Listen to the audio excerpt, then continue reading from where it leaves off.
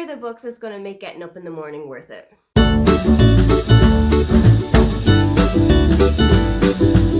Hi, welcome, come on in. My name is Aoife and today I am taking you through the books that I am really anticipating for the first half of 2024. So I'm going to bring you all the way down to the end of June.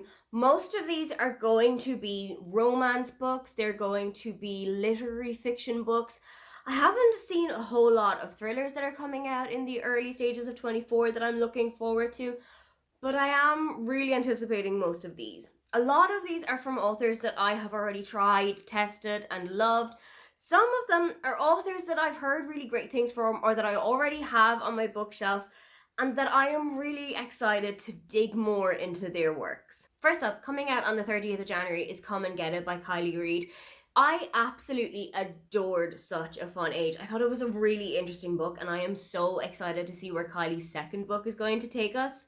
This is following Millie. It is set in 2017 in the University of Arkansas, and Millie is a senior resident assistant there, and all she wants to do is graduate, buy a house, and get a car. Basically, the kind of shit millennials are never going to get to do.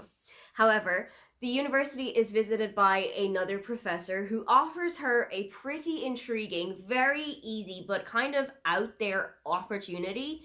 And when she takes it on, her whole world becomes engulfed in pranks and new friends who aren't exactly who they seem to be, and I am so intrigued by this. One of my friends, Laura, has a weekly newsletter where she keeps us up to date with what she's been reading and what she's looking forward to and all of the books that she would recommend to us. And this is something that she read around the start of 2024. I think it was her first book of the year and she was spellbound by it. So I am pretty hopeful that I'm going to feel the exact same way. Coming out on the 6th of February is A Love Song for Ricky Wilde by Tia Williams. I already have 7 Days in June on my TBR and it is one of my 2024 must-reads. And I know as well that The Perfect Find is a really great book. A couple of my friends have read it and loved it. This book is about Ricky Wilde, who grew up in a very wealthy socialite family in Atlanta. She is the polar opposite to her family. She is actually much more creative and artistic, and she really wants to strike out in the world for herself.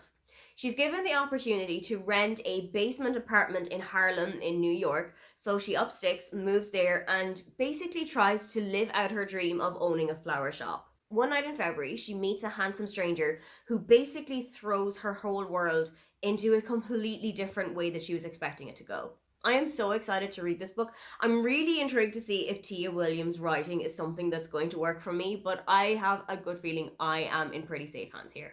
Coming out on February 13th, just in time for Valentine's Day, is How You Get the Girl by Anita Kelly. And yes, I too can't stop singing the Taylor Swift song every single time I mention the name of this book. This book is about Julie and Elle. Julie is the coach of a high school basketball team, and Elle is the foster mother of one of the teens that joins onto the basketball team and is also recruited as an assistant coach for the team. While Elle, who hasn't been on the court since she had a career-ending injury a couple of years ago, is giving a hand here, she also notices that Julie needs a little bit of life coaching, especially when it comes to dating and relationships.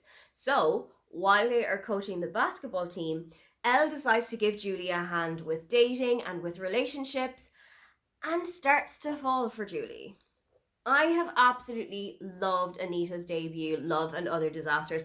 I haven't read their second book yet. It's a little bit more of an outdoorsy one, so I do feel like it's one that I needed to read in springtime, but I am so excited to get these two ticked off this year. Also coming out on February 13th is At First Bite by Olivia Dade. This is about Athena, whose engagement has just broken down, and she is now forced to move into the Spite house that she had bought for her partner as a wedding gift.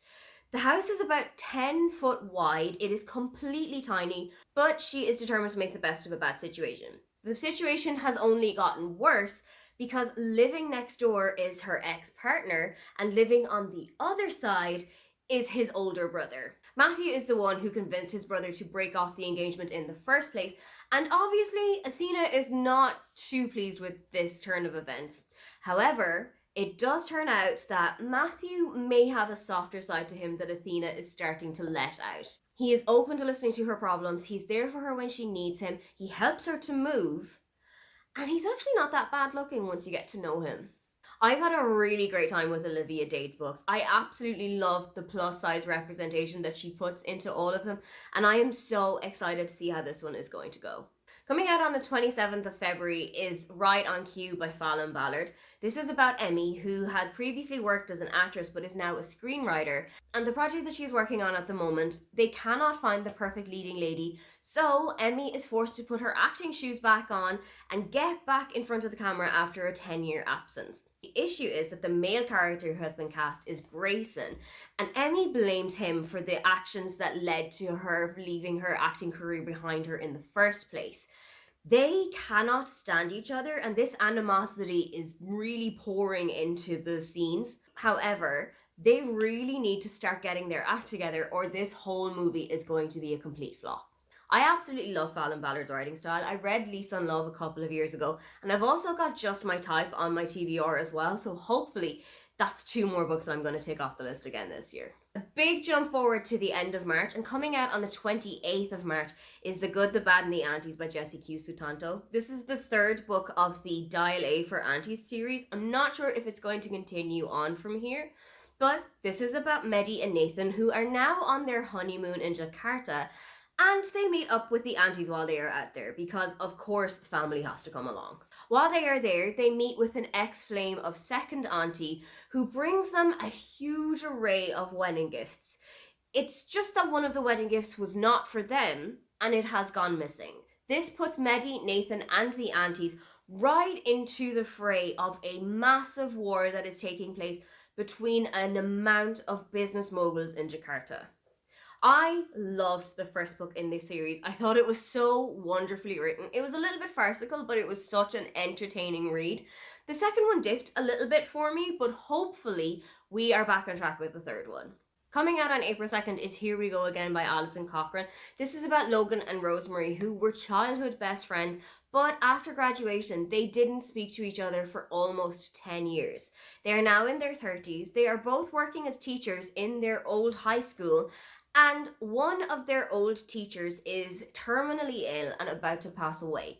He has one final wish, and that is to do a huge road trip right across the US, and he enlists the help of Rosemary and Logan to help him achieve his dream.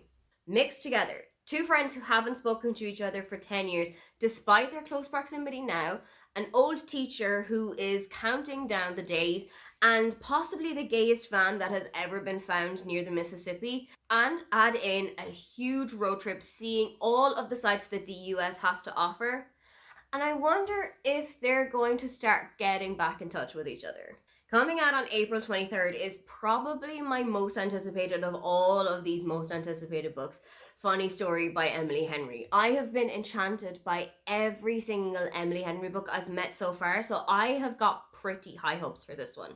This one is about Daphne, who always loved when Peter told everyone that they had met the story of how Daphne and Peter met. It's just that one time when he's telling the story, he realizes the whole time he's been in love with his childhood best friend Petra.